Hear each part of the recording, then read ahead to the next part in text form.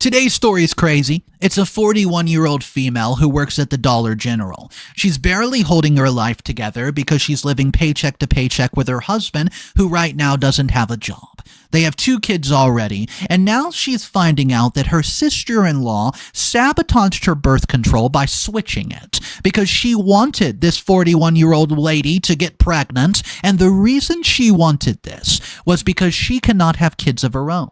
So the sister-in-law just thinks, hey, I can go ahead and sabotage her birth control, and when she gets pregnant, I'll just take over the baby. But what she didn't know was it wasn't just going to be one baby. OP is now pregnant with twins, and that's just the first post. OP then finds out sister-in-law was the one who changed the pills, and you won't believe what happens next. And yeah, I have every single update. I discovered my sister-in-law sabotaged my birth control, and now I'm pregnant with twins while working at Dollar General. Unemployed husband living in tiny apartment and teenage daughter just revealing sister-in-law secretly got her an IUD without consent, and in-laws blaming me after sister-in-law's attempt.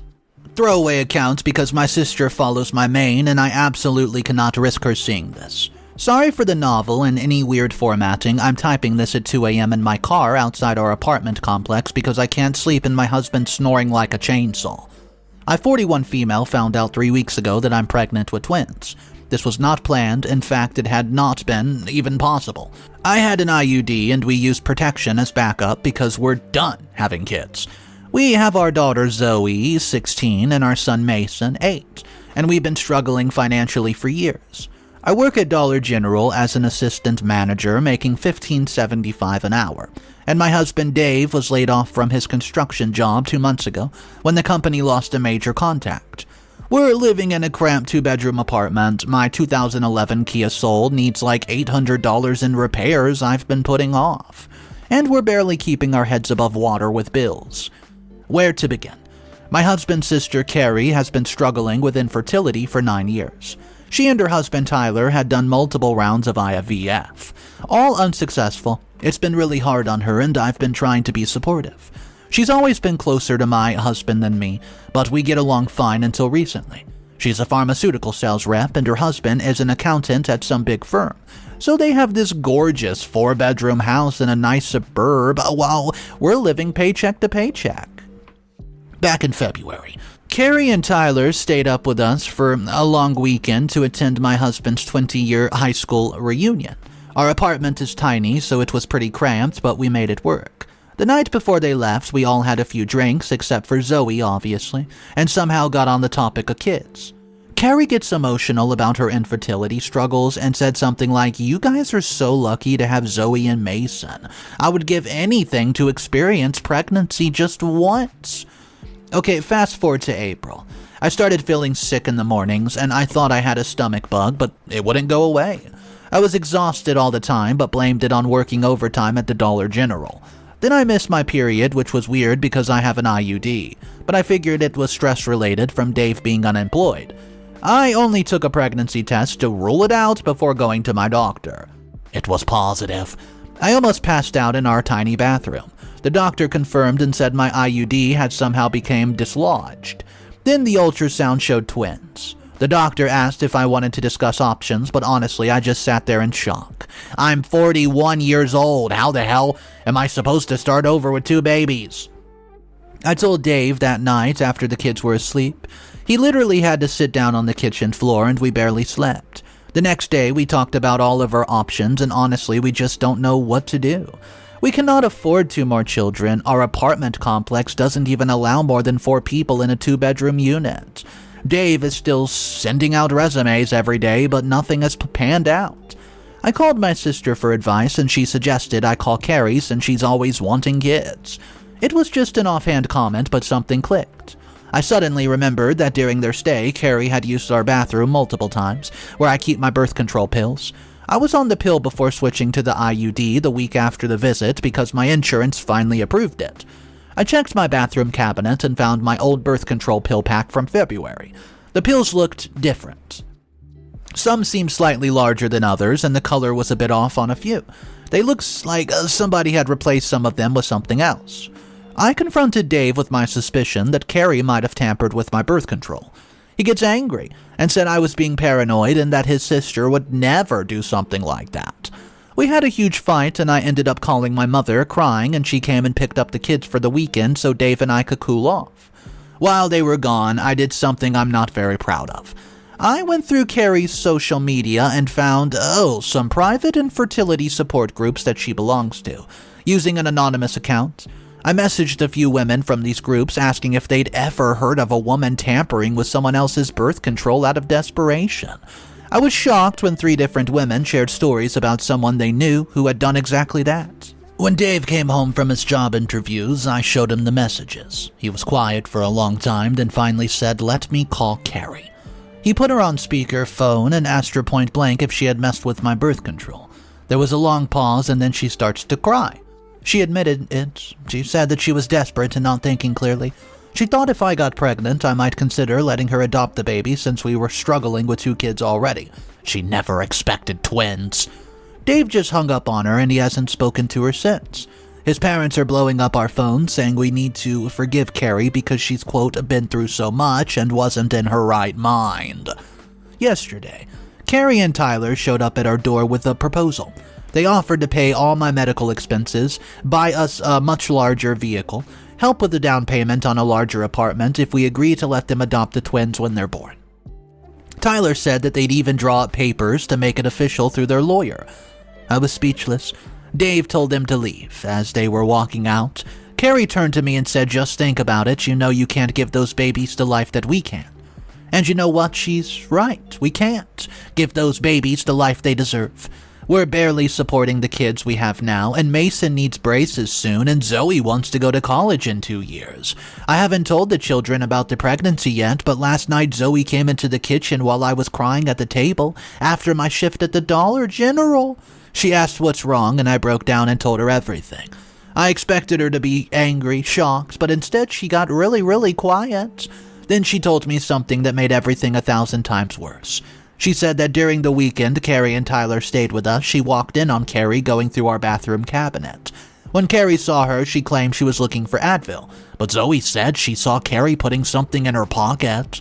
Zoe didn't think anything of it at the time. Well, I'm sitting in my car right now because I can't go home facing this at my apartment. Dave is asleep, probably dreaming about the job he interviewed for at the Auto Zone that he probably won't get because 20 other laid-off guys are applying for the same spot.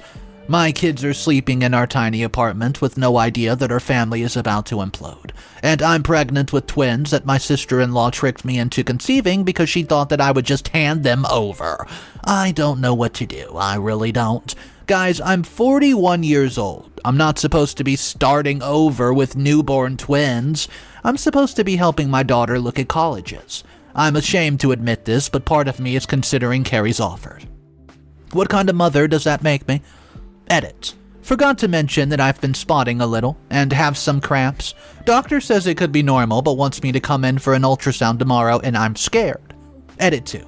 A lot of people are saying I should press charges against Carrie.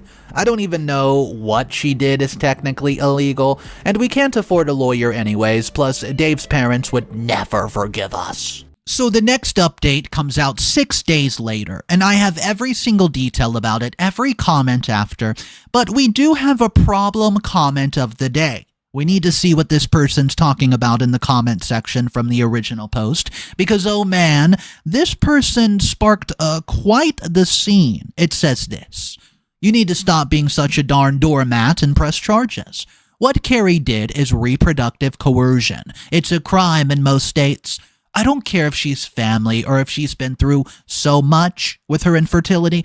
As somebody who struggled for years with infertility myself before adopting, I'm disgusted by her behavior, and frankly, I'm disturbed by how you seem more concerned about your in-laws' feelings than the fact that this woman violated your body and reproductive rights. Come on. The fact that you're giving consideration, giving your babies to this psychopath who tricked you into pregnancy is absolutely mind-boggling. What message does that send to your daughter? That it's okay for people to violate your boundaries if they're family? That your body isn't your own? and your husband needs to grow a spine yesterday. His sister committed a crime against his wife, and his response is what? To hang up the phone? To have you both hide in your car crying instead of taking action. Sorry if this sounds harsh, but you need to hear it. Call the police. Call a woman's advocacy center. Document everything, and for goodness sake, stop worrying about what your in-laws think. They raised a daughter who thinks reproductive coercion is acceptable to get what she wants. Guys, what do you make of that comment? You know, it does have a lot of facts in there.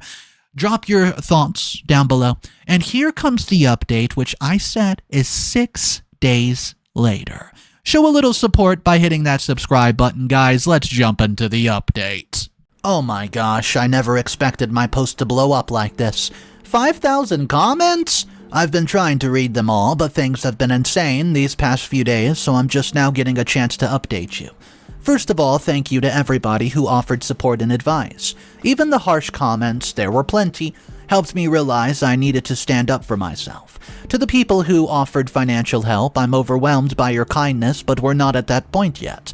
And to the person who suggested I sell my story to Lifetime, honestly, I laughed for the first time in weeks. So much has happened that I don't even know where to start. I guess I'll just dive in. The day after my post, I went for the ultrasound I mentioned. The doctor confirmed both babies had strong heartbeats, but the spotting was concerning enough that she put me on a modified bed rest. Basically, I need to take it easy and avoid stress. Ha ha ha, as if that's possible right now. I had to call the Dollar General and request a leave of absence, which they grudgingly gave me, but it's unpaid. So now we're down to 0 income until Dave finds work. Yeah, 0. After the appointment, I drove straight to my sister's house and showed her my post and all of your comments. She's an assistant DA in a neighboring county and has always been the strong one in our family. She was livid, like I've never seen her so angry before. She immediately starts making calls and confirmed that what Carrie did could potentially be prosecuted as assault or battery in our state, possibly even poisoning since she replaced medication with something else. My sister helped me document everything, took pictures of the remaining birth control pills, and got Zoe's statement about what she saw. Then she helped me find a family lawyer who agreed to meet with us for a free consultation. Here's where things get even crazier. The night after seeing the lawyer, Dave and I sat down to have a serious talk about our options. He admitted that he's been in shock, and that's why he hasn't taken more action against his sister. He said that he's terrified about having twins at our age and with our financial situation, but he's even more terrified of giving our babies to Carrie after what she did. He finally seemed to be on the same page as me. Then his phone rang. It was his dad. Dave put it on speaker so I could hear, and my father-in-law was crying. He said Carrie had just been admitted to the psychiatric ward after an attempt on her life. Apparently, when Dave hung up on her and then would not answer any of her calls, well, she spiraled. My in-laws blamed us for pushing her over the edge and demanded that we drop any thoughts of legal action because haven't we done enough damage already? Dave was a wreck. He kept saying it was his fault for how he handled the confrontation, and I told him that was bullcrap and that Carrie is manipulating all of them. But he wouldn't listen. We got into another huge fight, and he ended up sleeping on the couch. The next morning, I woke up to find Dave gone. He left a note saying he was going to the hospital to see Carrie. I was so angry I could barely see straight. I called my sister again, and she's seriously my rock right now. She came over immediately, and while we were talking in the kitchen, Zoe came in and asked what was really going on with Aunt Carrie. She'd overheard enough to know something was seriously wrong. We decided she was old enough to know the truth, and I explained everything. The tampered birth control, the pregnancy, Carrie's offer to adopt the twins, and I expected Zoe to be confused or upset. Instead, she got this really cold look on her face that I've never seen before, and she literally said, "She did the same thing to me." My sister and I just stared at her. Zoe explained that last summer, when she went to stay with Carrie and Tyler for 2 weeks, they have a pool and live near a shopping mall, so Zoe loves going over. Carrie had offered to take her to get her ears pierced at the mall. On the way there, Carrie starts asking Zoe really personal questions about whether she had a boyfriend and if they were active, etc. Zoe was uncomfortable but answered honestly that yes, she's been dating a boy from school for a few months. Carrie took her to a clinic instead of the mall, and she told Zoe it was just a quick checkup before getting her ears pierced. It turned out to be a gynecologist office, and Carrie told the doctor that Zoe needed birth control and had her fitted for an IUD without my knowledge or consent. Zoe was confused and scared, but Carrie told her that this is what responsible young women do, and that she was doing her a favor because your mom and dad would freak out if they knew you had a boyfriend. Zoe was too embarrassed to tell us, and Carrie convinced her it was their secret, and that Dave and I would not understand. Zoe said that the procedure was painful and she bled for days afterward, and Carrie told her that was normal and not to worry. I don't even have any words for how I felt in that moment. My sister immediately called the family lawyer again. What Carrie did to Zoe is a crime on multiple levels, and the lawyer is baffled about how Carrie even managed it, since Zoe is a minor and the clinic should have required parental consent. We're investigating that angle too. Dave came home that evening and found me, Zoe, and my sister waiting for him. Zoe told him everything, and I've never seen my husband so angry. He called his parents right then and there and told them everything Carrie had done to me and Zoe.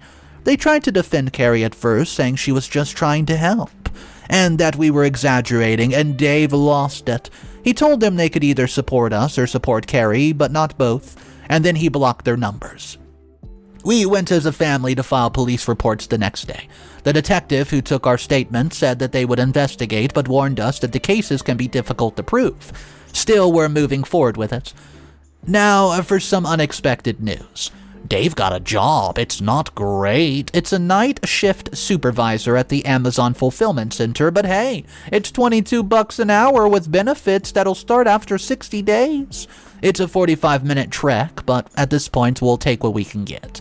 Yesterday, I get a call from an unknown number. It was Tyler, Carrie's husband. He was sobbing, and he said that he had no idea what Carrie had done to Zoe, and that he's filing for divorce and apologized for everything and said he won't contest any charges we press against Carrie. He also said that contrary to what my in-laws told us, Carrie didn't actually attempt her life. She checked herself into psychiatric facility voluntarily after confronting her about Zoe, and she's trying to build a defense for when charges are filed. As for the twins, yeah, I'm scared still. I'm still not sure how we're going to manage, but there's no way in hell I'm letting Carrie near these babies. My sister has offered to let us stay with her until we can find a bigger place. She has a 3-bedroom house and lives alone since her divorce, and my mom is talking about moving closer to help with the child after the babies arrive. I'm still processing everything. I'm angry and hurt and terrified about the future, but I'm also determined. These are our babies. We'll figure it out somehow. I have my first appointment with high-risk OB next week because of my age, and it is twins. Dave is taking the day off to come with me, and I'm not showing yet, but I've started looking at our budget to see where we can cut costs and save for baby supplies. Mason is excited about being a big brother again, and Zoe is still processing everything, but she's been researching colleges with good children programs for student parents, just in case I decide to go back to school once the babies are a bit older. I don't know what's going to happen with the legal case against Carrie. My sister says it could take months or even years to resolve. I'm trying not to think about that right now and just focus on keeping my healthy twins and myself healthy.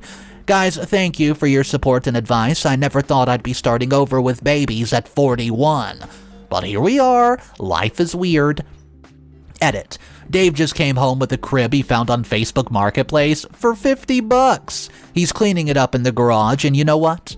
I think we're going to be okay. Yeah, that story was absolutely nuts. It's been a while since we've had something that crazy. I mean, switching someone's medication is a huge deal. There's a problem comment, number 2 of the story, and yes, this one got downvoted to oblivion.